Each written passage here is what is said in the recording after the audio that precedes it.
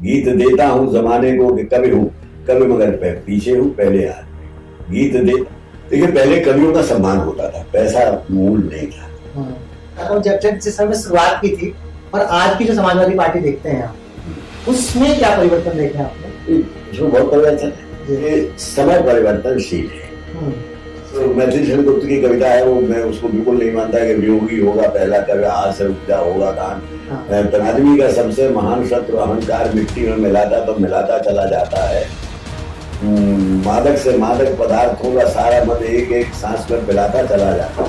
तो क्या लगता है कि अगर आज का परिप्रेक्ष्य देखते हैं, अखिलेश यादव कब तक प्रधानमंत्री बनता है?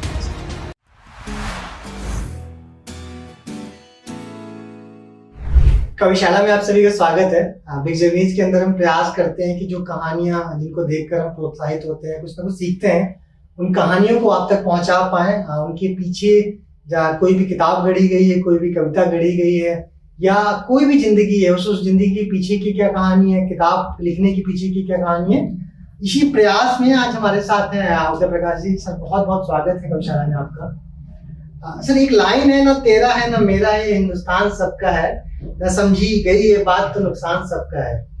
मैं इसका जिक्र यहाँ पे इसलिए कर रहा हूँ क्योंकि 2012 में जब मैं एक अंधा आंदोलन हुआ था देश में, उसका बहुत प्रमुख हिस्सा था, उसमें बहुत आगे से मैंने वो लड़ाई देखी है और उस लड़ाई में इस लाइन को कई बार प्रयोग किया गया। उस टाइम पे मुझे नहीं पता था कि ये लाइन किसके द्वारा लिखी गई है, बट उस समय मेरे अंदर ये जिज्ञासा थी कि जिन्होंने भी लिखी है इस लाइनों को लिखा हुआ है, इन पंक्तियों को लिखा हुआ है, उनसे मिलूंगा तो मैं जरूर पूछूंगा कि ये लाइन जब उन्होंने लिखी थी उस समय क्या परिस्थिति थी, क्यों ये लाइन्स लिखी, क्या क्या कहानी थी इन लाइन्स के पीछे?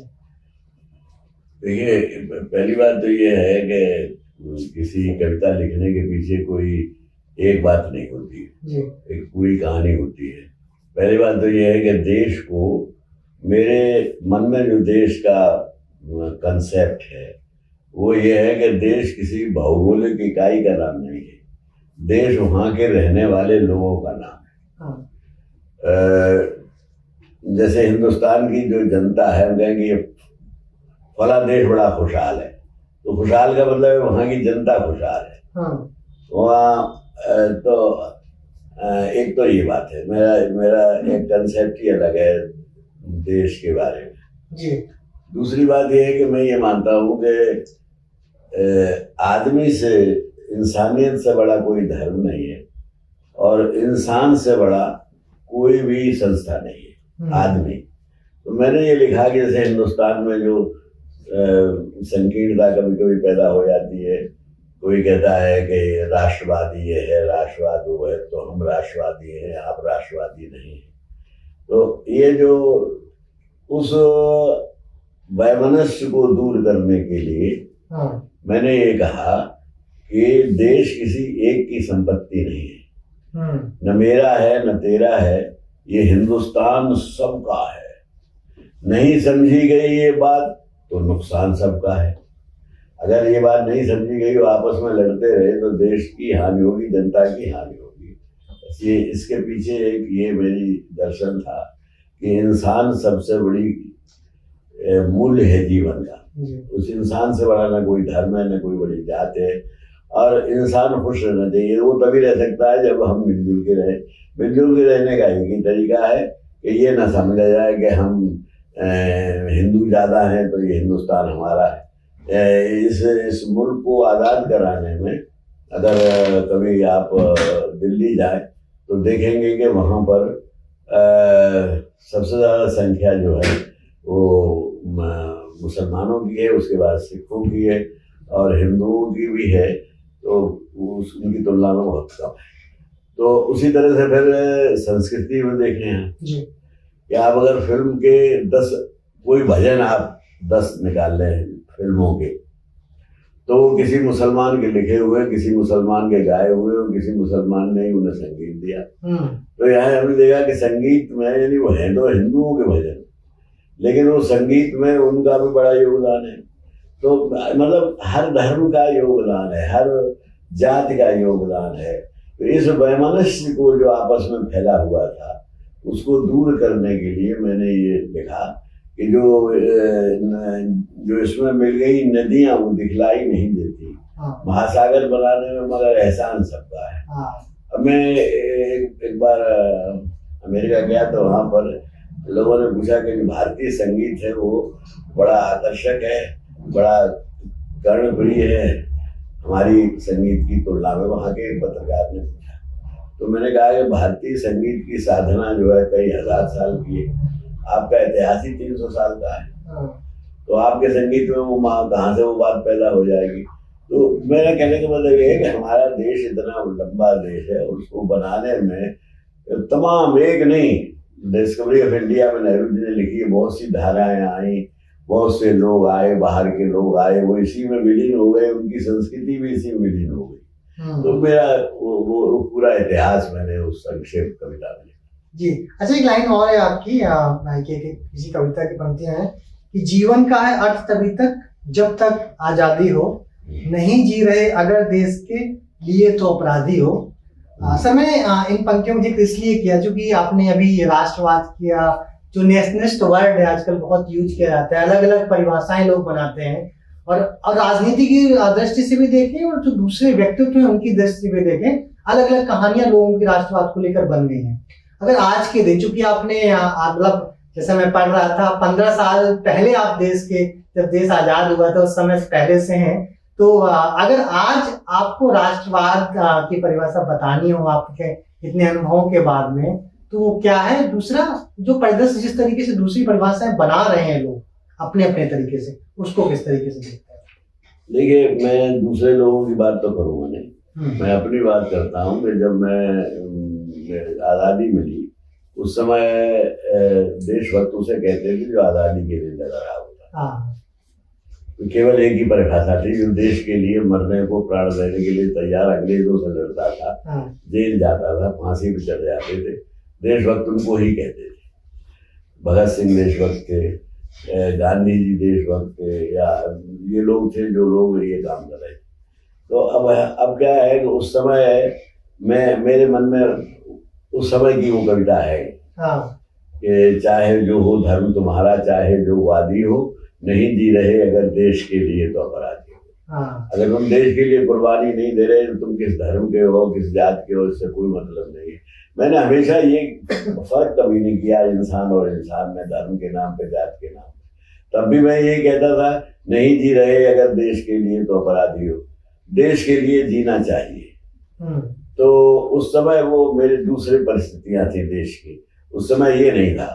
अब एक नई राष्ट्रवाद की परिभाषा जो आई है कि एक तो ये है कि मैं राजनीतिक बात करना नहीं चाहता हूँ, लेकिन जब से ये सरकार आई है बीजेपी की, तब से इन्होंने राष्ट्रवाद की परिभाषा बदलना शुरू कर दिया है।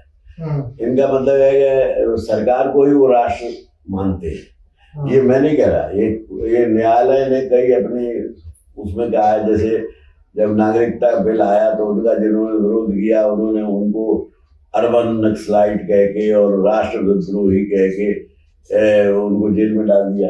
तो ये न्यायालय के कई फैसले आए, उसमें कहा गया कि ये गलत है, सरकार और राष्ट्र अलग चीजें हैं। सरकार के खिलाफ लोकतंत्र में आवाज उठाना विपक्ष का काम है, इसका अगर कोई सरकार के खिलाफ आवाज उठाता है तो वो राष्ट्रद्रोह नहीं है।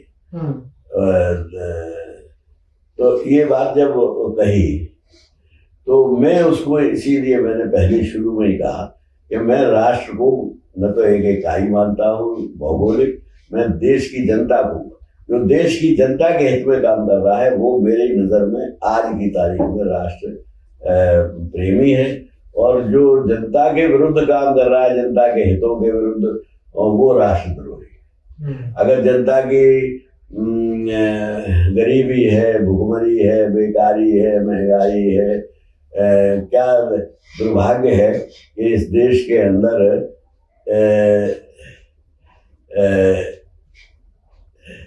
84 करोड़ लोगों को सरकारी आंकड़ों के हिसाब से सरकार खाना देती है एक तरफ, और दूसरी तरफ ऐसे 100 आदमी हैं जिनकी रोज की आमदनी कई 100 करोड़ रुपए रोज की है। तो ये जो गैर बराबरी है, जो कुछ बहुत गरीब है, कुछ बहुत अमीर है। अब इसका अगर हम समर्थन करें तो हम देश प्रेमी हैं कि देशद्रोही हैं। अगर हम इसके खिलाफ आवाज उठाएं, हम ये कहें कि नहीं ये नहीं, ऐसी नीतियां बननी चाहिए कि अमीर इतना अमीर भी ना हो पाए और गरीब इतना गरीब भी ना हो। अच्छा, दूसरी बात यह है कि जब संपत्ति सरकार की होती है तो वो जनता के हित में के काम में आती है, और जब वही सरकार प्राइवेट हाथों में चली जाती है तो वो उनकी अपनी संपत्ति हो जाती है। तो जिस तरह से ये सरकार जो है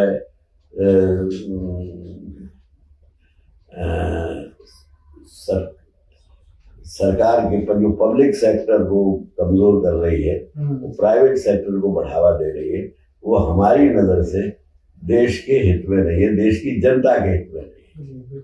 इसीलिए आज हमारे स्कूलों की, हमारे अस्पतालों की हालत खराबी की बात सब, लेकिन ये कविता में कहने की बात नहीं है। तो मैंने उसको फिर अलग से लिखा है। जी जी बिल्कुल, मुझे लगता है प्राइवेटाइजेशन जिस तरीके से भी हो रहा है कहीं ना कहीं तो गलत है। अगर साहित्य की तरफ मुड़े, मतलब साहित्य पे अंदर जाने से पहले, जैसे आजकल हम लोग देख रहे हैं, अभी ऑफलाइन चर्चा भी चल रही थी कि राम की परिभाषा भी मुझे लगता है बदल दी गई है आज के दिन। तो अगर आज राम को परिभाषित करना हो, साथ में जिस तरीके से आजकल हम कवियों को देखते हैं, आपने तो बहुत सारे बड़े बड़े मंचों से बड़े बड़े मतलब कवियों के साथ में पहले भी कविताएं करी, अभी भी कर रहे हैं, तो जो राम जो कविता करने वाले लोग राम कथा की तरफ मुड़ रहे हैं, उनको किस तरीके से देखते हैं? तो पहली बात ये है कि राम जो है वो कई उनके अर्थ है। आपको राम जो शून्य है उसको भी संस्कृत में राम कहते हैं, जो राम। और एक राम है दशरथ पुत्र राम। और रामचरितमानस में ही तुलसीदास ने उनको मर्यादा पुरुषोत्तम के रूप में स्थापित करने की प्रयास किया, जिससे कि देश के लोगों को संस्कार मिल सके। लेकिन एक प्रसंग ऐसा भी है जिसमें स्वयं रामचरितमानस में लिखे हैं कि असली राम क्या है। तो कहते हैं, बिन पग चले सुने बिन काना, बिन कर कर्म करे विध नाना, आनंद रहत सकल रस भोगी, बिन वाणी वक्ता बड़ जोगी, हैं सोई जानत जय देत जनाई, जानत तुम्हें तुम्हें हुए जाई। अब ये राम निराकार राम है, ये कहाँ से आ गए? ये कबीर के राम है। राम वहां पर दशरथ पुत्र राम नहीं है। राम के कई अर्थ हैं। हमारे यहाँ गांव में तो ये कहते कोई चीज खराब रहती है, क्या सब फेंक दो, इसमें राम नहीं रहे, इसकी उपयोगिता खत्म हो गई, तो इसलिए तो राम के तो बहुत से अर्थ हैं, लेकिन जो अब जिस अर्थ में ले लेता है। अब ये जो झगड़ा जो हो रहा है वो राजनैतिक है। राम जो दशरथ पुत्र राम थे, वो इस पर तो मेरी राम किंकर उपाध्याय जी से बात हुई, जो रामचरितमानस के सबसे बड़े एक्सपोनेंट थे, सबसे बड़े मुरारी बापू से भी उनको बड़ा माना जाता था। तो वो कहा करते थे कि राम एक प्रतीक है मर्यादा के, सीता प्रतीक है सतीत्व की, लक्ष्मण प्रतीक है भ्रात प्रेम के, और भरत प्रतीक है त्याग के, वैराग्य के, और हनुमान प्रतीक है सेवा भाव के। तो अगर रामायण में सब प्रतीक ही प्रतीक है तो ये इतिहास कैसे हो गया? तो ये बात मैंने जब उनसे पूछी कि सीधा तो पूछ नहीं सकता था, तो मैंने पूछा, मैंने आदरणीय, अच्छा मैंने उससे पहले जो राम पर छंद लिखे थे जो बहुत प्रसिद्ध है, वो मैं उन्हें सुना चुका था, तो वही तो समझ गए थे कि ये पढ़ा लिखा लड़का है। तो मैंने पूछा, मैंने आदरणीय मुझे ये बताइए कि अगर राम प्रतीक है तो राम काव्य पुरुष हुए या इतिहास पुरुष हुए?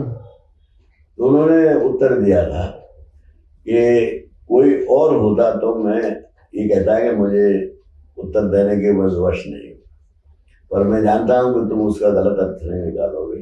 तो उन्होंने कहा कि अगली पीढ़ी को संस्कार देने के लिए राम से अच्छा तुम्हारे पास कोई पात्र है पूरे वांग्मय में।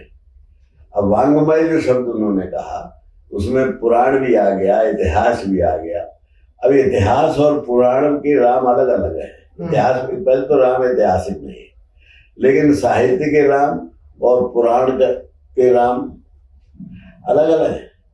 तो इसलिए राम को किसी एक शब्द में बांधना बहुत मुश्किल है। वो अनंत है और वो उनके बारे में इतनी चर्चा हुई है। हर कथा क्या क्या है, हर कथा अनंत। हाँ, तो उनका अनंत है, उस पर तो अनेक व्याख्याएं हैं। इसलिए वो जिसको मन में जिसमें कर रहा है। कोई राम को निराकार मान रहा है कबीर की तरह, कोई तुलसी की तरह साकार मान रहा है। लेकिन अब जैसे राम राज्य की अगर कल्पना पड़े तो रामचरितमानस के हिसाब से, तो आपको वो समाजवाद के बड़े नजदीक मालूम पड़ेगी। उसमें जहाँ उसे है कि जहाँ कोई दुखी न हो, कोई भी, उसमें हिंदू मुसलमान नहीं दिखा। राम जब जंगल में गए, वनवास, उनका वनवास हो गया, तो उन्होंने रीछ, बानर, पशु पक्षियों तक को मानवोचित सम्मान दिया, मानव जैसा प्रेम दिया। इससे क्या शिक्षा मिलती है? और इधर हम राम के नाम पर हिंदू मुसलमान कर रहे हैं। आपको नहीं लगता है कि ये राम के जो वो आदर्श जो उन्होंने रखा, उन्होंने पशु पक्षी, जटायु को अपना पिता समान आदर दिया। विभीषण राक्षस था, शत्रु था, उसके बाद भी उसे अपना भाई की तरह माना, दोस्त माना। और उन्होंने मतलब है कि सुग्रीव को, हनुमान को, यानी पशु पक्षियों तक को मानवोचित सम्मान दिया, पारिवारिक सम्मान दिया। और दूसरी तरफ तो राम से क्या संदेश मिलता है रामचरितमानस पढ़ने से? और दूसरी तरफ जो है वो आप उनके नाम पर अगर इस तरह का वो करते हैं तो हमारी गणना फिर वही आती है कि न मेरा है न तेरा है, हिंदुस्तान सबका है। हाँ, अच्छा, अभी बातचीत चल रही थी, चूंकि आपने रामचरितमानस का बहुत अध्ययन किया है, मुझे लगता है कि अगर आज की राजनीति को, जिस भी तरीके से देश में राजनीति चल रही है, उसको अगर आपको किसी एक दोहे के माध्यम से या किसी एक आपकी पसंदीदा चौपाई के माध्यम से बताना हो कि ये जो आज का परिप्रेक्ष्य पूरा बताती है चौपाई या दोहा, वो कौन सी हो? मैं तो ये मानता हूँ, हर का भले सो हर का होई, जात पात पूछे नहीं कोई, ये भी रामचरितमानस है। ऐसा कोई मानता है? वहाँ वो लड़ाई और हो रही है जात के नाम पर। तो कोई अगर लोग देखिए, एक राम, मैंने पहले ही बताया कि राम एक विचारधारा नहीं है। राम पर 500 से ऊपर भाषाओं में सैकड़ों पुस्तकें लिखी हैं। अब वाल्मीकि रामायण में और रामचरितमानस में ही बहुत सा अंतर है। वाल्मीकि रामायण में शूद्र वध की कहानी है, शंभू वध की, कि वो आप लोगों ने नहीं सुनी होगी कि शंभू को कैसे राम ने मारा, ये वाल्मीकि रामायण में। लेकिन वो उसमें ये है कि जब राम राजा थे तो कुछ लोग उनके पास पहुंचे गए कि कहा एक ब्राह्मण बालक 12 साल का, उसकी अकाल मृत्यु को प्राप्त हुआ है, इसका मतलब है कोई शूद्र तपस्या कर रहा है। तो राम उनके कहने से जाते हैं और एक आदमी, नौजवान उल्टा लटका हुआ पेड़ पर तपस्या कर रहा था, उसका पूछते हैं कि तुम्हारा क्या नाम है? तो उसने कहा मेरा नाम शंभू है और मैं सदैव इन लोग जाने की तपस्या कर रहा हूँ। तो अभी पूरी बात वो नहीं कर पाया था, तब तक राम ने उल्टी तलवार से उसका सर काट दिया। और उसी वक्त ब्राह्मणों, ऊपर देवताओं ने उन पर पुष्प वर्षा की, उन पर, राम पर, और कहा अहो राम अहो राम। तो राम ने कहा कि उस बालक को जीवित कर दो, हमको हमारी भूल। तो उन्होंने कहा तुम कितने भूले हो राम, वो बालक तो उसी वक्त जीवित हो गया जिस वजह से शूद्र का वध किया। अब ये राम कथा जो थी मेरी समझ में संस्कृत में तो रह सकती थी, संस्कृत भाषा, लेकिन अवधि जैसी लोक भाषा में ये कथा नहीं रह सकती, क्योंकि फिर उससे क्या होता है कि समाज में ये मैसेज जाती है कि अगर आप एक शूद्र को मार दो तो एक ब्राह्मण जीवित हो जाए, तो देश ये बचता, इतना झगड़े पड़ जाता। इसलिए तुलसी ने बड़ी कृपा की कि वो प्रसंग निकाल दिया बिल्कुल, और उसकी जगह उल्टा किया। उन्होंने शबरी का प्रसंग डाल दिया, शबरी के जूठे बेर राम खाते हैं। अब देखो, अब रामायण एक ही है, कहानी। लेकिन वाल्मीकि रामायण पढ़ो तो तुलसी क्या है, वो शूद्र विरोधी है, ठीक है। और रामचरितमानस पढ़ो, शबरी का प्रसंग पढ़ो तो क्या है, वो शूद्र प्रेमी है। तो अब ये अलग अलग कथाएं, ऐसी बहुत सी कथाएं, 3-4 कथाएं हैं जो उन्होंने निकाल दिया है। एक किताब लिखी है उसने, तस्लीमा नसीरान ने, जो बंगाल की है, बहुत बड़ी लेखिका है, औरत के हक में। उसने एक प्रसंग डाला वाल्मीकि रामायण का अपनी उस किताब में। उसमें ये है कि राम बहुत अपमान करते हैं सीता का। जब सीता आती है युद्ध के समाप्त होने के बाद, तो विभीषण कहते हैं कि मिलना चाहती है सीता माता आपसे, तो उन्होंने कहा कि पहले वो नहाए धोए, कपड़े पहने, तब आए।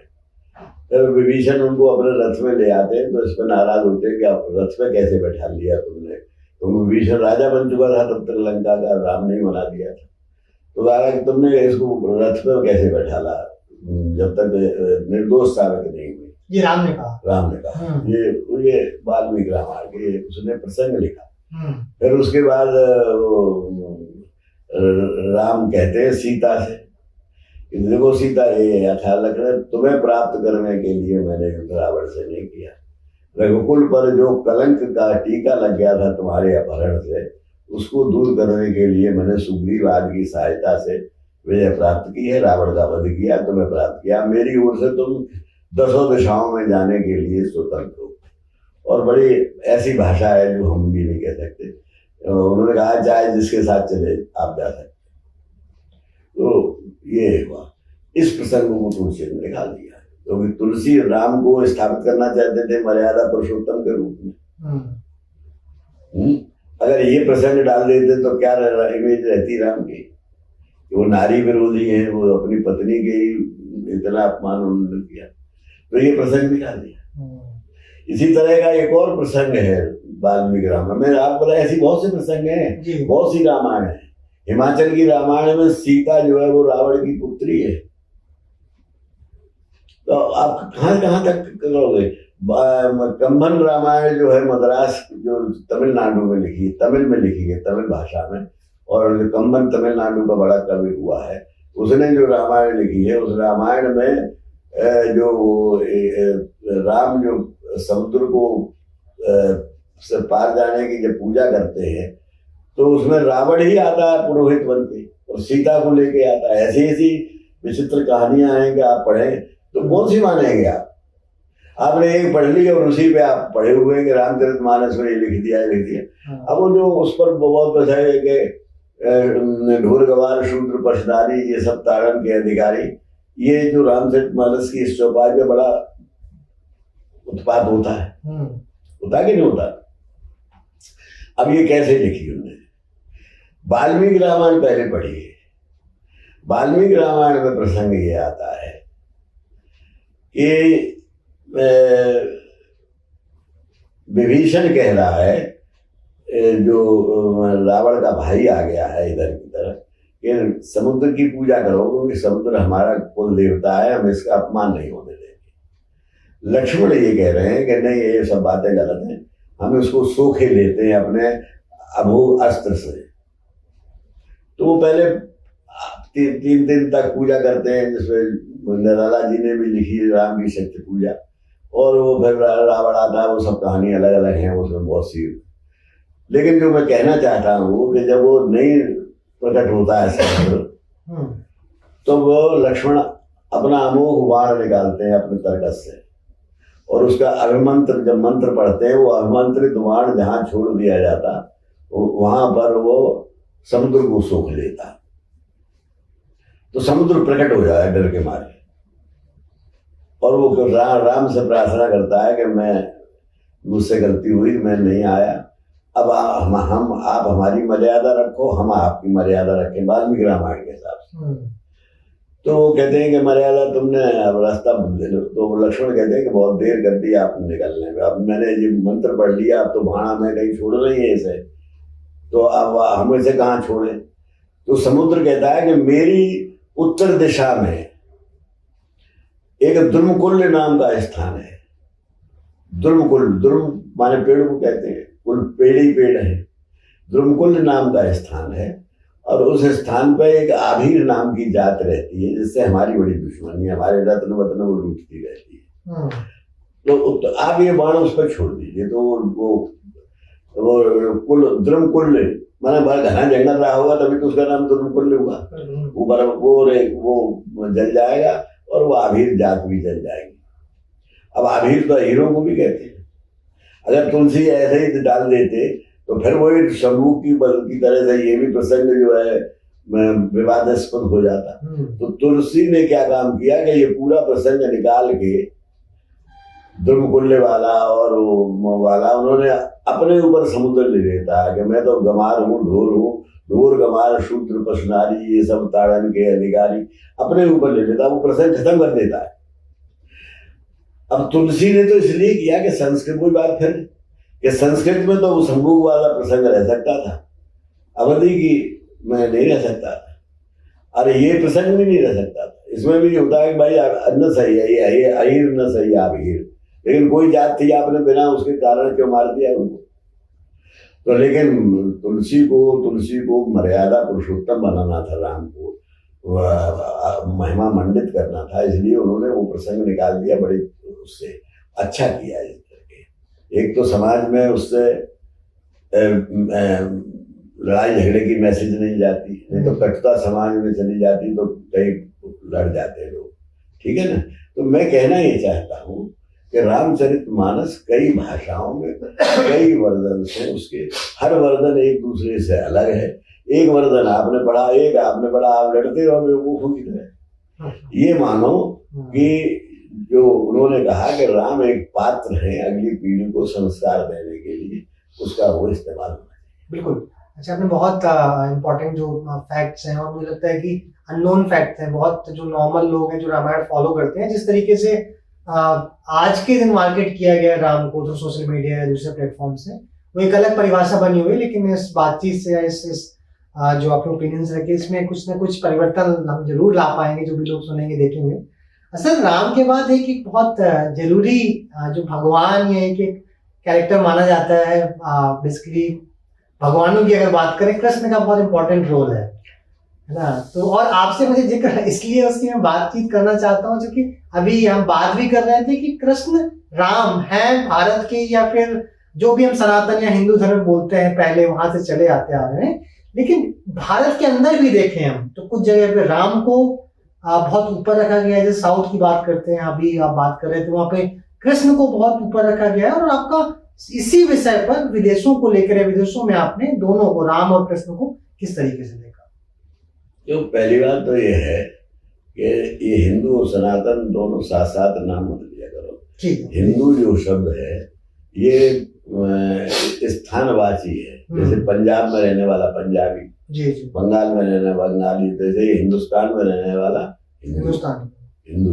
और हिंदू शब्द बना है सिंध नदी से। जी। फारसी में सिंध को हिंद कहते हैं, उनके फारसी में फा शब्द है ही, हिंद हा शब्द है ही। तो सिंध नदी घाटी तो वो जो उसको सिंध नदी में के आसपास जो लोग रहते थे उनको हिंदू कहते थे। अभी अरब मुल्कों में अगर मुसलमान भी जाता है तो वो ये नहीं कहते हैं कि मुसलमान आया या वो भारतीय आया, कहते हैं हिंदू आया। यानी हिंदू जो है वो स्थानवाची शब्द है अरब मुल्कों में आज तक, और वहीं से शुरू हुआ है। बाद में उसको धर्म बना दिया। धर्म है सनातन, सनातन भी नहीं, वैदिक धर्म है। असली धर्म जो हमारा है। तो अच्छा, वैदिक धर्म इन बातों को नहीं मानता। वैदिक धर्म के हिसाब से न राम को मानते हैं न वो कृष्ण को मानते हैं, ये आपको मालूम होना चाहिए। इसीलिए जो आर्य समाजी जो आर्य समाजी लोग हुए, दयानंद सरस्वती नहीं तो वो नहीं मानते थे, वो तो मानते ही नहीं थे। उन्होंने तो शिव जी के मंदिर में गए थे तो एक चूहा शिव जी के ऊपर घूम रहा था, तो उन्होंने कि भगवान कैसे हो सकते हैं जो अपनी रक्षा नहीं कर पा रहे शिव जी से। तो उन्होंने आर्य समाज चला दिया नहीं। तो कहने का मतलब ये है कि देखो, एक बात है, हर एक को अधिकार है कि वो अपनी अपनी मान्यता रखे। अब हमको एक बात बताइए, आप ये मान सकते हैं, आपकी अकल कहती है कि 10 शीश हो सकते हैं, रावण सोता कौन सी करवट से होगा? 10 शीश हो सकते, हो सकते हैं? आपकी समझ में आता है? 10 बजाय 20 बजाय हो सकती है, समझ में आती है? आपका विवेक कहता है कि ये शायद बात सही है, तो क्या मैसेज देते हैं कि ये कहानी है, ये इतिहास नहीं है। और जब रावण इतिहास नहीं है तो राम कैसे होगा फिर इतिहास? तो सबका सब कहानी गड़बड़ है ना? तो दो चीजें हैं, एक आस्था और एक विवेक। आस्था और विवेक में बहुत अंतर है। बाइबल में एक कथा आती है कि जब ऊपर से हव्वा को और एडम को जब ऊपर से नीचे भेजा तो उनको एक हाथ में उन्होंने आस्था दे दी और एक में दे दिया कॉमन सेंस, और ये कहा कि आस्था से रोज काम लेना, कॉमन सेंस से काम मत लेना। कॉमन सेंस से रोज काम लेना, आस्था से मत लेना, फेथ से मत लेना। कॉमन सेंस और फेथ, वो नीचे आते आते भूल गए, रोज वो फेथ से काम ले रहे हैं, कॉमन सेंस से नहीं। यही भारत में हो रहा है। आज भारत में आस्था से काम लिया है, कॉमन सेंस में तो। हनुमान चालीसा में हम पढ़ते हैं जब हनुमान जी ने सूरज मुंह में रख लिया तो बाल समय जब भक्ष लियो रवे तीनों लोग भयो अंधियारो, है कि नहीं बनती? अब आपकी समझ में आती है कि सूरज मुंह में रखा जा सकता है।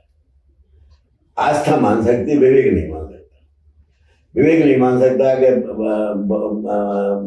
बंदर बातचीत कर सकते हैं, ऋषि जो है सलाह दे सकता है, ये विवेक नहीं मानता, आस्था मानती है। तो मानो, कुछ आस्था से चलते हैं, कुछ विवेक से चलते हैं, ये तो अपनी अपनी मर्जी है, आपका जो मन में करो। लेकिन ये जो है, ये लड़ाई आस्था और विवेक की। जिसके विवेक होगा वो आस्था मानेगा। मैं सब धर्मों को मानता हूँ, सब धर्मों की इज्जत करता हूँ, हर धर्म किसी से मेरी सबसे दोस्ती है।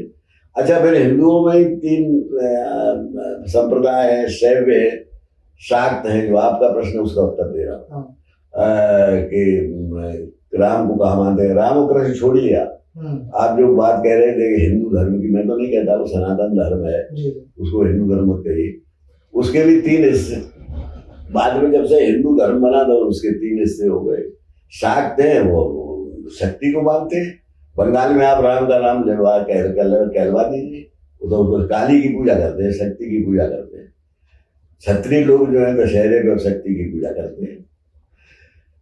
कुछ लोग शैव को मानते हैं। जितने भी शूद्र लोग हैं जो है, जो असवर्ण नहीं है, वो ज्यादातर शिव को मानते हैं, वो शैव है। और जो विष्णु को मानते हैं, जो 10 अवतार है, एक राम है, कृष्ण है, वो अवतार जो हुए हैं, उनको जो मानते हैं उन्हें वैष्णव कहते हैं। तो आप शिव से ही मनवा लोगे, राम और कृष्ण में नहीं मानेंगे, शैव नहीं मानेंगे, शाक्त नहीं मानेंगे, जो जिन्हें आप हिंदू कहते हैं वही नहीं मानेंगे। आप मुसलमानों से कह रहे हैं कि राम को मान लो, या तुम ये कर लो, वो कर लो, या दूसरे धर्म से कहते हो। आपको ये मालूम है, हिंदुस्तान में आप लोग रहते हैं, आप हमसे जो प्रश्न किए हैं उनको उत्तर दे रहा हूँ। जी जी। बौद्ध मानते हैं क्या भगवान को?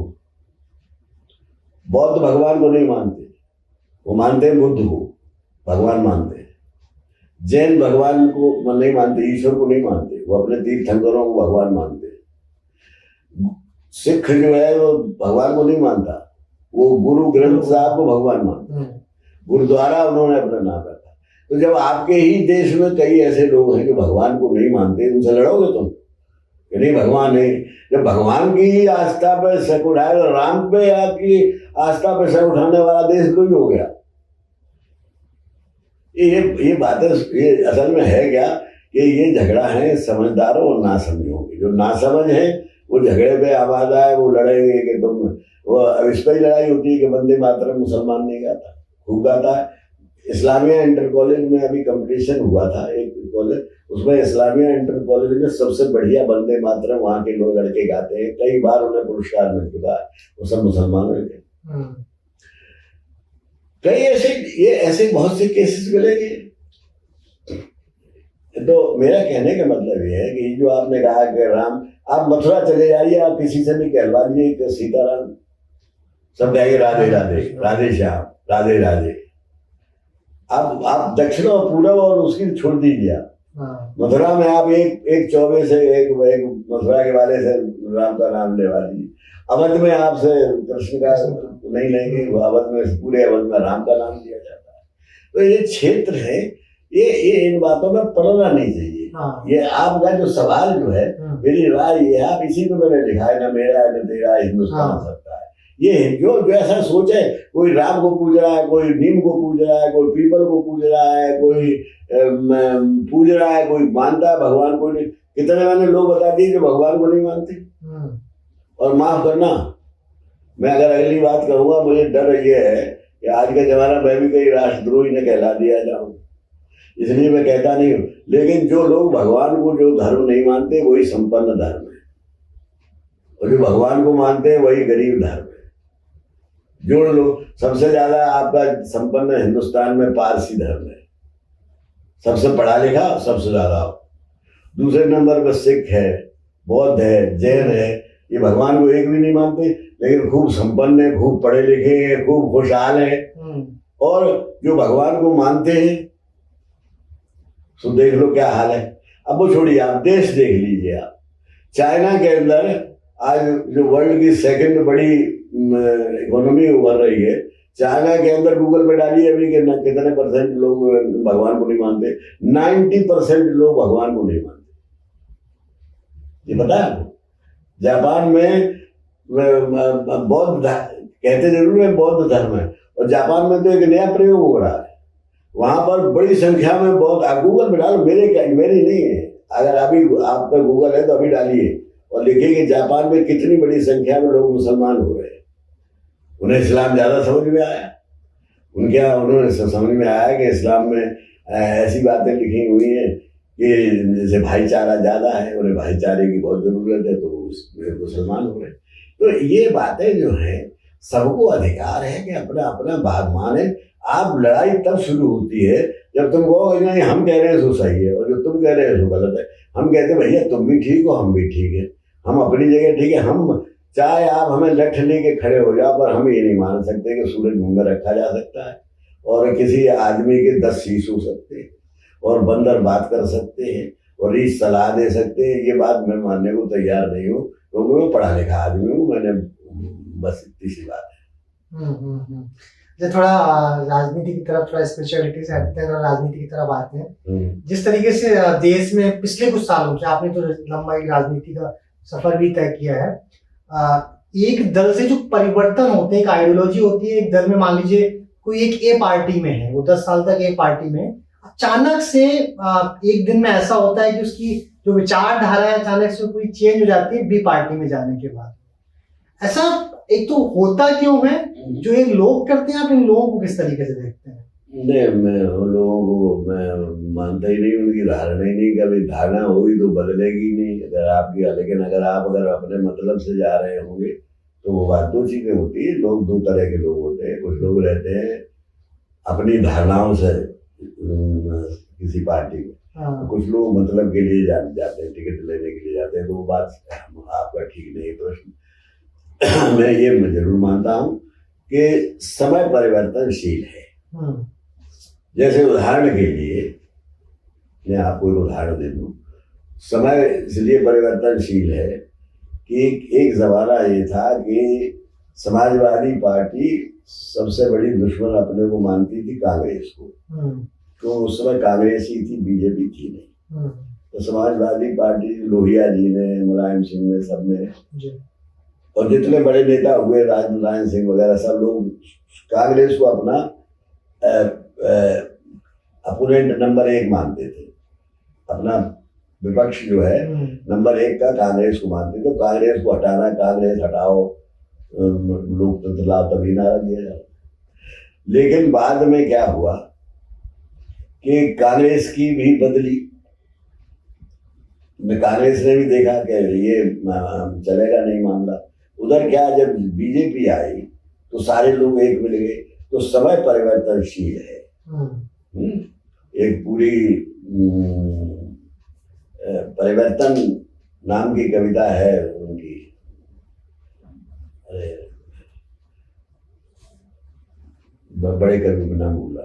तो वो परिवर्तन होता रहता है। परिवर्तन, जैसे आप अभी मलेरिया है आपको, तो आप पुनः खाएंगे, कल को भगवान न करे आपको मलेरिया में ठीक हो जाए, लेकिन आप और कोई दूसरी बीमारी हो जाए तो आप दूसरी दवा खाएंगे। आप देंगे तब तो आप ये दवा खाते थे, अब ये दवा। इस तरह समाज की बीमारियां बदलती रहती हैं। तब समाज में बीमारी थी गरीबी और अमीरी, तब हम पूंजीपतियों के खिलाफ लड़ते थे। फिर उसके बाद समाजवादी विचारधारा ही जब हमारे जमाने में दूसरी थी, आज दूसरी है, तब उस समय ये कहते कांग्रेस हटाओ, अब इस समय ये है कि बीजेपी हटाओ। क्यों? क्योंकि अब जो जनता के मुख्य मुद्दे हैं, महंगाई है, शिक्षा है, चिकित्सा है, महिलाओं का सुरक्षा है, बच्चों की रोजगार है, बाहर युवक जा रहे हैं, यहाँ नौकरी नहीं मिल रही है, ये समस्याएं हिंदू मुसलमान नहीं है। और ये अपना ध्यान बटाने के लिए कोई नया रूफा खड़ा कर देंगे, कोई ऐसी बात कर देंगे जिसमें बात होने लगे। अब वो कोई एक ऐसा बयान दे दिया जाएगा कि पाकिस्तान में ये हो रहा है और पाकिस्तान हिंदुस्तान पर हमला करना चाहता है। पाकिस्तान हिंदुस्तान की बात करोगे तो इधर से ध्यान हट जाएगा। तो ये तो जब समस्याएं बदलती रहती है, इसलिए लोगों के विचार, जो लोग दल बदलते हैं उनको मैं मूर्ख कहता हूँ, उनको बेईमान कहता हूँ, इसलिए मैं उनके संबंध में कुछ नहीं कहता। अच्छा, जब आपने समाजवादी पार्टी से शुरुआत की, उसके पहले शायद जनता दल वो करता था वो नहीं क्या बोलो, जो समाजवादी पार्टी से आपने जिस समय पे शुरुआत की। देखिए एक बात सुनिए, मैंने कहा कि समय परिवर्तनशील है और जिस समय जैसी परिस्थितियां होंगी वैसा काम करना पड़ेगा। समाजवादी पार्टी मैनपुरी में जहां से मैं आता हूँ, वो पहला लोकसभा है जिसने सन 57 में बंशीधर धनगर को चुन के भेजा संयुक्त सोशलिस्ट पार्टी से 57 में। उसके बाद उस वक्त राम सेवक यादव बाद में हुए शायद, या 62 में हुए, लेकिन 57 में सबसे पहले गया। लेकिन वही संयुक्त सोशलिस्ट पार्टी सब चलते रहे समाजवादी। लेकिन जब इमरजेंसी लगी और इमरजेंसी के बाद जब जयप्रकाश नारायण उसके नेता बने, जो स्वयं समाजवादी थे, सबसे बड़े समाजवादी के स्थापना करने वाले, उन्होंने जब नारा लगाया कि एक हो जाओ सब लोग और इससे लड़ो, हम लोग बाद में अपना कर लेंगे, तो सारी पार्टियां एक हो गई कांग्रेस के विरुद्ध। और उसमें जनता पार्टी बनी, उसमें सब समाजवादी भी चले गए, सब चले गए, लेकिन समाजवादियों की विचारधारा तो वही रही अपनी पुरानी। तो जब देखा कि ये इमरजेंसी से कैसा ही अघोषित इमरजेंसी होने लगी, तो वहां से अलग हो गए जनता पार्टी से। तो सब लोगों ने फिर, तो मुलायम सिंह ने फिर 1992 में नई अपनी समाजवादी पार्टी की स्थापना की। मेरा प्रश्न यही था कि मैं थोड़ा समझना चाहता हूँ, जब जिस समय शुरुआत की थी और आज की जो समाजवादी पार्टी देखते हैं आप, उसमें क्या परिवर्तन देखे आपने? उसमें बहुत परिवर्तन है। जब हम समाजवादी पार्टी का जब जन्म हुआ था, तब टीवी भी नहीं था, मोबाइल भी नहीं था। तब सबसे बड़ा समाजवादी पार्टी तब नारा लगाती थी कि शिक्षा होगी एक समान तभी बढ़ेगा, तभी बनेगा हिंदुस्तान। है। और तब अंग्रेजी के खिलाफ अंग्रेजी हटाओ आंदोलन चलाया, लोहिया जी ने चलाया, मुलायम सिंह ने चलाया।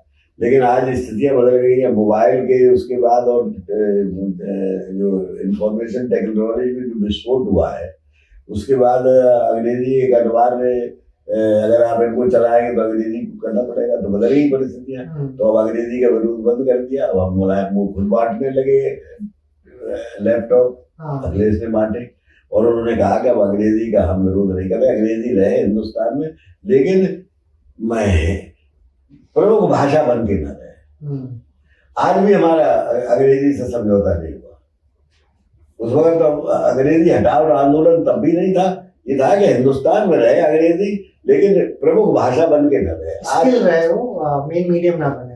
नहीं, अरे आज की आपको आप अपने आप सोच नहीं रहे, आप खुद सोच के देखिए कि आपके घर में ही ऐसे लोग मिल जाएंगे कि अंग्रेजी पढ़े लिखे को तो पढ़ा लिखा मानते हैं, और जो अंग्रेजी नहीं बोल पाता उसे कहते हैं ये लड़का होशियार नहीं है। जो अंग्रेजी चाहे मैथमेटिक्स कितना इच्छा हो, चाहे उसके हिस्ट्री में 100 में 100 नंबर हो, मैथमेटिक्स में 100 में 100 नंबर हो, संस्कृत में 100 में 100 नंबर हो, लेकिन अगर अंग्रेजी में उसके नंबर 30 है तो ये अच्छा स्टूडेंट नहीं है। आपके बिना पढ़ी लिखी औरतें कहती हमारा बच्चा जो है अंग्रेजी स्कूल में, तो अंग्रेजी को जो आपने मान्यता दे रखी है, आपकी मानसिकता में भरी हुई है अंग्रेजी की मान्यता। समाजवादी पार्टी आज भी उसके खिलाफ है, उस मानसिकता के खिलाफ, अंग्रेजों के खिलाफ नहीं है। हम एक ट्रेन में चढ़ रहे थे, हम ये पहने हुए थे, तो एक उसने एक अच्छा रात भर कब सम्मेलन किया था, सवेरे ट्रेन में हम थे वो, और हम हमारा उसमें रिजर्वेशन था, तो एक औरत हमसे अंग्रेजी में बोलने लगी कि this is reserve, you know, this is first AC, this is reserve. तो हम कुछ चुप रहे। इतनी देर में हमारे पीछे जो लोग हमें पहुंचाने आए थे वो अखबार ले गए, ये ले गए, तब उसे लगा कि ये कोई आदमी है। फिर वो कहने लगी, बोले आपका परिचय मिले कि आप हमसे अंग्रेजी बोल रही थी, तो आप हमको बता दें आपको कि अंग्रेजी ये आदत आपकी ठीक नहीं। मैं अंग्रेजी का लेक्चरर रहा, मैंने 25-30 साल अंग्रेजी पढ़ाई, और मैं क्रिश्चियन कॉलेज से पढ़ा, सेंट जोन्स कॉलेज से, आगरा से, जो बड़ा टॉप कॉलेज था।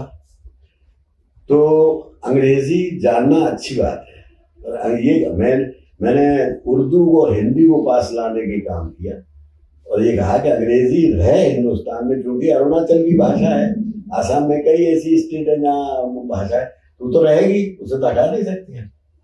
लेकिन अंग्रेजी जो है वो वर्चस्व भाषा में अंग्रेजी का न रहे भारत की भाषाओं में, और भारतीय भाषाएं पढ़िए, मराठी पढ़िए और अंग्रेजी भी पढ़िए।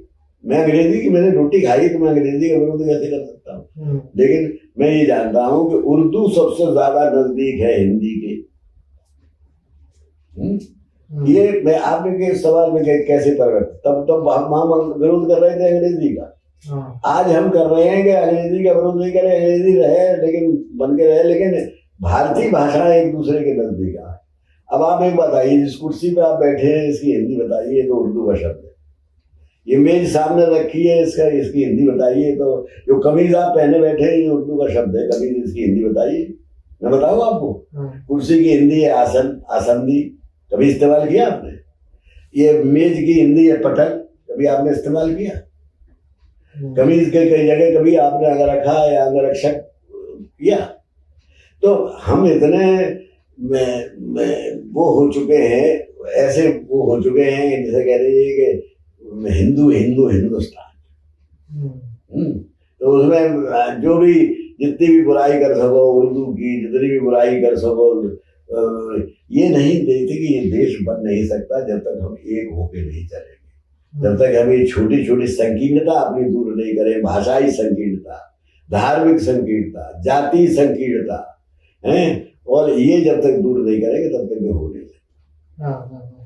अच्छा, मैं आगे आपसे पूछने वाला भी था, जो कि हिंदी दिवस गया है और मुझे लगता है कि बाकी साल भर हमेशा बात होनी चाहिए, पूरे वर्ष बात होनी चाहिए हिंदी की या दूसरी भारतीय भाषाओं की भी। उसमें केवल एक दिन या एक पखवाड़ा बना दिया गया है, मुझे लगता है कि जिसमें इसमें तो हरिशंकर पारसाई का एक बहुत अच्छा व्यंग है कि हिंदी दिवस के दिन हिंदी बोलने वालों ने हिंदी बोलने वालों से हिंदी में बात करने की सलाह हिंदी में दी। तो बस इसके आगे हम क्या कह सकते हैं? जी बिल्कुल बिल्कुल। अच्छा, क्या लगता है कि अगर आज का परिप्रेक्ष्य देखते हैं, अखिलेश यादव कब तक प्रधानमंत्री बन पाएंगे देश के? लोकतंत्र में ऐसी बातें करना और ऐसी बातें पूछना और उसका जवाब देना मूर्खता है। लोकतंत्र में जब समय आएगा, जो चुन के आएगा, तो जो संविधान में लिखा है, चुने हुए लोग जिसको चुनेंगे वो चुने जाएंगे। ऐसे हवा में गोली चलाने से और ऐसी बातें उड़ने से कोई फायदा नहीं है। अभी कोई हम तो ये कहते हैं कि कौन प्रधानमंत्री बनेगा ये जरूरी नहीं है, कौन किस देश किस दल की सरकार होगी ये जरूरी नहीं है। जरूरी है कि देश की महंगाई कैसे कम होगी, इस देश की शिक्षा कैसे सुधरेगी, इस देश की बेरोजगारी कैसे दूर होगी। आपको मालूम है, आप जो है गरीबी के विश्व आंकड़ों में, विश्व जो सूचकांक होता है उन आंकड़ों में आप लंका और बांग्लादेश के पीछे है। क्या आपको ये मालूम है कि आप लोकतंत्र में 125वें पहले 25वें स्थान पे थे, अब 135वें स्थान पे आप लोकतंत्र में गिर चुके हैं इतने इन 14 सालों में। तो हमें पहले इनको सोचना चाहिए कि ये सोचना चाहिए कौन प्रधानमंत्री बने। प्रधानमंत्री कोई बने, कोई किसी सरकार हो, बीजेपी की सरकार बनी रहे, लेकिन कम से कम महंगाई दूर हो, बेरोजगारी दूर हो, आदमी की परेशानी दूर हो, बेईमानी दूर हो, गरीबी अमीरी की असमानता दूर हो। एक तरफ 2000 करोड़ रुपए रोज की आमदनी है अंबानी और अडानी की, और एक तरफ 84 करोड़ लोगों को आप खाना देते हैं तो वो खाना खाते हैं। क्या खाना देते हैं वो आप जानते हैं। दूसरी बात यह है कि आप आंकड़े झूठे उस पर डालते हैं सब गूगल पे। आप गूगल पे डालिए तो आपको लगेगा हिंदुस्तान की औसत आमदनी जो है वो 1,75,000 रुपया साल है। ठीक है? अब 1,75,000 रुपया साल, और तो आज 84 करोड़ फिर कैसे रोटी नहीं खा पा रहे। किस्सा क्या है कि वो 1,44,000 में आप उनकी भी आमदनी जोड़ लेते हैं जिनकी 200 करोड़ 2,000 करोड़ रुपए रोज की आमदनी है। ऐसे 100 आदमियों की आमदनी निकाल दीजिए तो हिंदुस्तान की औसत आमदनी 8 रुपया रह जाएगी। तो ये समस्याएं दूर करें कि ये अखिलेश बन जाएंगे कि राहुल बन जाएंगे, ये वो सवाल हैं जो असली मुद्दों से भटकाने के लिए पूछे जाते हैं जी, और आप भी उन्हीं के शिकार हैं जी। वहां पर ये जी बिल्कुल नहीं, आपने अच्छे पॉइंट्स है, बिल्कुल प्रश्न गलत था, लेकिन आप जिस डायरेक्शन में उसको ले गए मुझे लगता है लोग सोचेंगे उस तरफ कि प्रधानमंत्री कौन बनेगा कौन नहीं बनेगा, कौन बनेगा किसे मालूम, आगे कल कौन मालूम किसको क्या। देखिए, जो पीछे की बातें करे वो मूर्ख, जो आगे की बात करे वो मूर्ख। बात वर्तमान की करना चाहिए। हम नहीं कह रहे कि आपके वेदों के श्लोक है, यही तो है ना। मेरा एक शेर है, भूत भविष्य जाने दे वर्तमान से यारी रख। तो वर्तमान की बात पूछो कि भाई ये समस्या है, अब आगे कौन होगा इसको क्या पता है, बिल्कुल क्या पता है हमें नहीं मालूम, लेकिन हम ये जानते हैं कि ये चीजें दूर होनी चाहिए। और ये मुद्दे इसलिए उठवाए जाते हैं, मुझे बाकायदा मीडिया के लोगों को रोज एंकर लड़वाते हैं, इसलिए उधर से ध्यान हटा रहे। कौन बनेगा तो उस पर अब इस पर लड़ाई होगा, फिर होगा राहुल और क्या अखिलेश में कौन बनेगा। मैं कहता हूँ इसमें कोई भी नहीं बनेगा। जो संविधान का है, पहले चुनाव हो, चुनाव में बहुमत वाला दल आएगा और उसको जो जिसको चुनेगा वो बनेगा। तो मेरा प्रश्न बिल्कुल गलत था और मैं उससे आपसे एग्री करता हूँ। आपने बस जिस तरह से उसको बताया, वो जरूरी एक मुद्दों पे फोकस करना चाहिए। और जिस तरीके से भी मुझे लगता है देश का, चाहे प्रधानमंत्री हो जिस भी पद पे है, जिस तरीके से आगे के सपने दिखाते हैं या पीछे की बातें करते हैं, वो ना करके जो वर्तमान में चल रहा है उसमें रहना चाहिए। सर थोड़ा साहित्य पे आते हैं। आपने साहित्य पे बात जी, आपने प्यार पे भी बहुत लिखा है, आपने ओज भी लिखा है। अभी देशभक्ति की बात करें तो उस कविता का जिक्र मैंने वहीं से शुरुआत की। आपको सबसे ज्यादा लिखना क्या पसंद है? नहीं, हमको मनुष्य जो है वो सुबह दूसरे मूड में होता है, कभी कभी हम बड़े मूड में होते हैं। तो सुबह के वक्त जब हम लिखते हैं तो हम या हम एक दिन शाम को घूमने गए तो हमने देख सूरज डूब रहा था, बड़ा अच्छा, तो मैंने लिखा मेरे जीवन की सुखद शाम, कविता लिख दी है। संध्या की रंजित तोड़ाई में रंगी हुई संपूर्ण सृष्टि सरता है या पहला सोना निश्चित कर पाती नहीं दृष्टि। सोने से जल में चांदी से उड़ते बगलों की परछाई, एक में को मिला दूसरे से करती है वायु सबके यौवन का है निखार। फिर किसके आए कौन काम मेरे। मैं शाम को गया तो शाम की कविता लिख दी, सुबह गया तो सुबह सूरज अच्छा लगा तो सुबह की कविता लिख दी। इसी तरह से देश में एक गाँव में गया तो गरीबी वहाँ बहुत ज्यादा थी, तो मैंने एक कविता लिख दी कि उस पर ये वहाँ पूजा पाठ के लिए मंदिर में जा रहे थे तो वहाँ भिखारी बैठे हुए। मैंने उससे पूछा, मैंने तुम क्या रहे? बोले हम किसान थे साहब, जब हमारे यहाँ कुछ नहीं पैदा हुआ तो हम चले आए। तो हमने उस दिन कविता लिखी कि उस पर ये रहे प्रभु के ध्यान किया करते हैं, सच पूछो तो वे उसका अपमान किया करते हैं। ईश्वर कभी नहीं ये चाहेगा उसकी संतानें महलों की जूठन से खाएं बीन बीन कर दाने, और अगर चाहे तो ऐसा ईश्वर मान्य नहीं है, खास खेत के बेटों के घर में धन लाने नहीं। बुनकर जीवन भर में अपना कफन नहीं बुन पाता। तो मैं ये कविता लिख दी। अब मैं अगर कहीं गया और किसी अब कभी घर में परिवार में आए तो परिवार में तो कोई पारिवारिक कविता लिखती। तो कविता जो है, कवि जो होता है वो उसकी मनोदशा बदलती रहती है। बदली हुई मनोदशा में बदली कविता भी रोज बदल जाती, कविता कभी एक नहीं रहती। हमें तो अफसोस उन पे होता है कि एक एंकर है वो कवियों को बैठा लेता है, वो सबसे ज्यादा अपमान करता है कवियों का। उसमें 5-6 कवि हैं, वो 15 मिनट कांग्रेस के पक्ष में बोलते हैं, 15 मिनट इनके बोलते हैं, यानी वो कवि न हुए, भाट हुए, चारण हुए, उनकी अपनी कोई धारणा नहीं, विचारधारा नहीं है। पैसे दे दिए तो इधर बोल दिए, पैसे दे दिए तो उधर बोल दिए। तो ये तो बहुत, ये ऐसे ऐसे कवियों को कवि कहना भी उसमें है। लेकिन इसके अलावा नए कुछ कवि बहुत अच्छा लिख रहे हैं, हिंदी के, उर्दू के बहुत नए लड़के इतना अच्छा लिख रहे हैं कि हमें भरोसा है कि ऐसे लोगों को जो चारण भाग जो है, इनको वो आप बहुत पीछे छोड़ जाएंगे। बिल्कुल, मुझे लगता है कि आपने बोला भी कि जो कवि होता है या लेखक होता है वो एक आईना होता है किसी भी व्यक्तित्व के लिए, समाज के लिए, कि जो चीजें चल रही है उसको दिखाना समाज को वापस। नहीं, उस केवल आईना नहीं होता कवि। और मेरा तो एक शेर है कि हम मुर्दा दर्पण नहीं है, कोई जो देख कर भी न देखे कुछ भी, हमारी आंखों में रोशनी है, संभल के जलवा दिखाने वाला है। तो हम सिर्फ दर्पण दिखाते नहीं, हम रास्ता भी बताते हैं कि आप गलत है, आपका मुंह आप धोए। मेरा एक शेर है कि अपना चेहरा न पोछा गया, आपसे आईना बेवजह तोड़ कर रख दिया। अब आप अगर साहित्य आपको आईना दिखाता है तो आप अपना मुंह पोछिए, आपने साहित्य के पीछे क्यों पड़ गए? ये प्रश्न आपका अच्छा है। बिल्कुल। अच्छा, एक चीज और है कि मतलब ये आपसे बहुत लोगों ने पहले पूछा भी है, लेकिन वो कविता क्या है जो आपने लाइफ में सबसे पहले लिखी थी, और वो क्या था? प्यार था, ओस था, वीर रस की कविता थी, क्या थी? पहली बात तो ये है कि वो लोगों को मैं बिल्कुल नहीं मानता हूँ कि जो, ये बताइए दुनिया की पहली कविता कब पैदा हुई? आप बताइए। महाभारत। यही तो आपको नहीं मालूम। वाल्मीकि ने जब एक क्रौंच पक्षी का एक उसने वध कर दिया, एक आखेटक ने, तो वो एक जो चीत्कार करने लगी, तो तब उन्होंने मां निषाद कह के उनके मुंह से कविता प्रस्फुटित हुई। कविता का जन्म सबसे पहले वहां से हुआ। तो ये प्यार से हुई, ये दूसरों के दर्द से हुई। इसलिए ये जो मैथिली शरण गुप्त की कविता है, वो मैं उसको बिल्कुल नहीं मानता कि वियोगी होगा पहला कवि, हाथ से उपजा होगा गान, तभी नैनों से कह बढ़ बही होगी कविता अनजान। मैं उसका परिभाषा का विरोध करता हूँ। फिर अंग्रेजी में एक परिभाषा दी गई है कि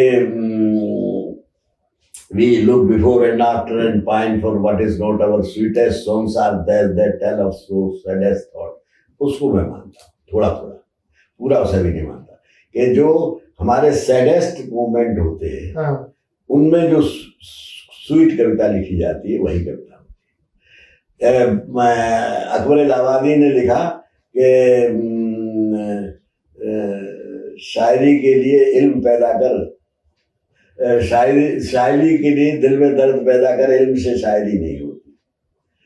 तो ये अब अगर कविता का, लेकिन आज कविता जो है हास्यरस की कविता मानी जाती है, जो कहीं किसी परिभाषा में नहीं। अगर वियोगी होगा पहला कवि तो हास्यरस की कविता वियोगी कैसी कविता है? आज तो हास्य कम सम्मेलन होने लगे। अगला मैं वो भी आपसे थोड़ा समझना चाहता हूँ, क्योंकि आपने दशकों का कवि सम्मेलन मंचों का देखा है, उसमें किस तरीके से हर कुछ सालों में या फिर और परिवर्तन देखे आप? देखिए, पहले कवियों का सम्मान होता था, पैसा मूल नहीं था। पहले कवियों का सम्मान होता था, और जो कवि कविता अच्छी लिखता, कविता की गुणवत्ता देखी जाती थी। आज कविता की गुणवत्ता नहीं देखी जाती है, आज उसकी प्रस्तुति देखी जाती है। जैसे उसको वो जो है जो कविता पढ़ते हैं कपिल शर्मा के यहाँ, उनको ज़्यादा पैसे मिलते हैं क्योंकि वो उनको ज़्यादा कमाता है, देता है, तो वो प्रस्तुति के पैसे हैं, वहाँ गुणवत्ता नहीं देखी जाती। कविता में दो चीज़ है, गुणवत्ता, और कुछ लोग है कविता बहुत अच्छी लिखते हैं लेकिन पढ़ नहीं अच्छे पाते। अब कुमार विश्वास है, पढ़ते बहुत अच्छा है, कविता भी अच्छा लिखते हैं वो, लेकिन वो जो सबसे ज़्यादा कॉस्टली पोएट जो है वो इसीलिए है क्योंकि वो जो है उनकी प्रस्तुति जो है बहुत प्रभावी है। बिल्कुल। अच्छा, आप आपने ये मतलब आपने जिक्र किया, मैं थोड़ा, जब कविताएं बन भी रही हैं, क्या किसी भी तरीके के समझौते हो रहे हैं जिस भी विचारधाराओं को लेके? अब समझौते जो करने वाले होंगे, आपने पूछा था मेरी पहली कविता कौन सी, मेरी पहली कविता तो मुझे याद नहीं है, लेकिन मैंने प्रेम पर भी कविताएं लिखी है, ऐसा नहीं। मेरी तो बड़ी मशहूर पूरी गजलों की एक किताब है, जिसमें मेरा एक शेर है कि इज़हारे एहतराम तुम्हें सोचता रहा, दिन रात सुबह शाम तुम्हें सोचता रहा, तुम वाकई खुदा का मुजस्सिम कमाल हो, उसको किया सलाम तुम्हें सोचता रहा। पहले तो मैं जब गजल लिखता हूँ तो उर्दू में लिखता हूँ, छंद लिखता हूँ तो हिंदी में लिखता हूँ, क्योंकि मैं हिंदी और उर्दू को एक ही भाषा मानता हूँ। आखिरी में बिल्कुल समाप्त कर रहे हैं, कोई भी कविता जो भी दर्शक होंगे उनके लिए साझा कर पाए, कोई भी तरह, कोई भी गजल, कोई भी कविता। चांदनी मलिस्मा दी आती जाती रही चांदनी। अब देखिए, जैसे अब ये प्रेम की कविता है, ये कविता है हम कुदरत से दूर जा रहे हैं, प्रकृति से दूर चलते चले जा रहे हैं। तो उस पर मैंने लिखा कि मैं गया एक सुबह सुबह घूमने, जैसे मैंने कहा मैंने शाम को गया तो शाम वाली कविता लिखी। तो सुबह घूमने गया तो एक कपूत का जोड़ा बैठा हुआ था पेड़ पे, तो मैंने एक कविता लिखी कि एक रम्य वाटिका में एक था कपूत युग्म। अब देखिए, गजल मैंने लिखी थी तो उर्दू में थी, अब ये शुद्ध हिंदी है, इसमें आपको एक शब्द उर्दू का नहीं मिलेगा। एक रम्य वाटिका में एक था कपूत युग्म, चोंच चोंच में निबद्ध मग्न मनोहार में, इस असार विश्व सार का गहे थे सार सार, डूबते उतरते थे प्रेम पारावार में, कोई परवाह तीन चाह तीन डाह तीन सुविधा, सुविधा की दुविधा विचार में, सोचता हूँ दीन दुनिया से दूर थोड़ी देर, काश पक्षी होना होता मेरे अधिकार है। और ये है कि जब से संभाला होश मेरी काव्य चेतना ने, मेरी कल्पना में आती जाती रही चांदनी, आधी आधी रात मेरी आंख से चुरा के नींद खेत खलिहान में बुलाती रही चांदनी। और सुख में तो सभी मीत होते, किंतु दुख में भी मेरे साथ साथ गीत गाती रही चांदनी, जाने किस बात पर मैं चांदनी को भाता रहा और बिना बात मुझे भाती रही चांदनी। अब देखिए, अभी हम जो बात कर रहे थे राम की और रावण की, अब मैंने तमाम छंद लिखे हैं राम पर हैं, और उनसे मैंने समाज को कुछ कहने की बात की है।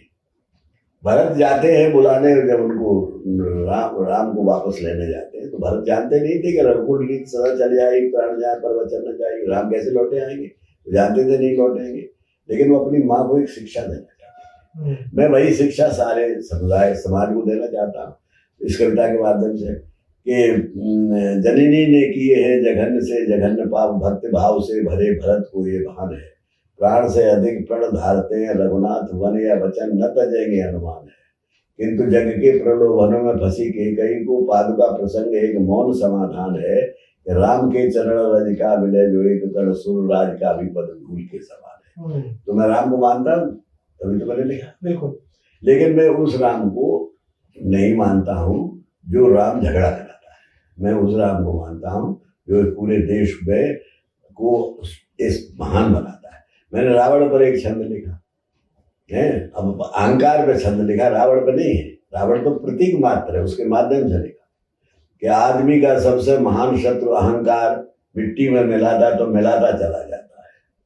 ये राजनीतिज्ञों के लिए लिखा, आदमी का सबसे महान शत्रु अहंकार, मिट्टी में मिलाता तो मिलाता चला जाता है, मादक से मादक पदार्थों का सारा मद एक एक सांस में पिलाता चला जाता है, और परिणाम पूछना तो रावण से पूछ लेना, बल से जो धरती हिलाता चला जाता है, एक दिन 10 शीश 20 भुजा का घमंड एक राम माण पे चढ़ा के चला जाता है। लेकिन मैं सबसे ज्यादा मैंने बताया कि आदमी को मानता हूँ, मैं तो आज इंसान, तो मेरा एक शब्द आखिरी सुन लो कि दर्द दिल में आंख में लाया नमी हूँ, जो किसी से हो न पूरी वो कमी ही, मैं जो किसी से हो न पूरी वो कमी हूँ, गीत देता हूँ जमाने को कि कभी हूँ कभी मगर पीछे हूँ पहले आदमी।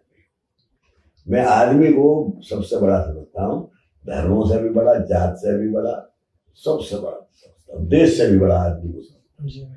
और मैं ही नहीं समझता, रविन्द्रनाथ टैगोर ने तो साफ लिखा कि जो उन्होंने लेगा वो उसके पक्ष में नहीं थे, राष्ट्र प्रेम नहीं थे, वो कह रहे मानव प्रेम। कबीर भी मानव प्रेम का है, जितने महापुरुष हुए वो सब मानव प्रेम की बात, मनुष्य सब एक है। बस यही पर मैं अपनी बात समाप्त करता हूं। बहुत बहुत धन्यवाद सर, आपने वक्त निकाले।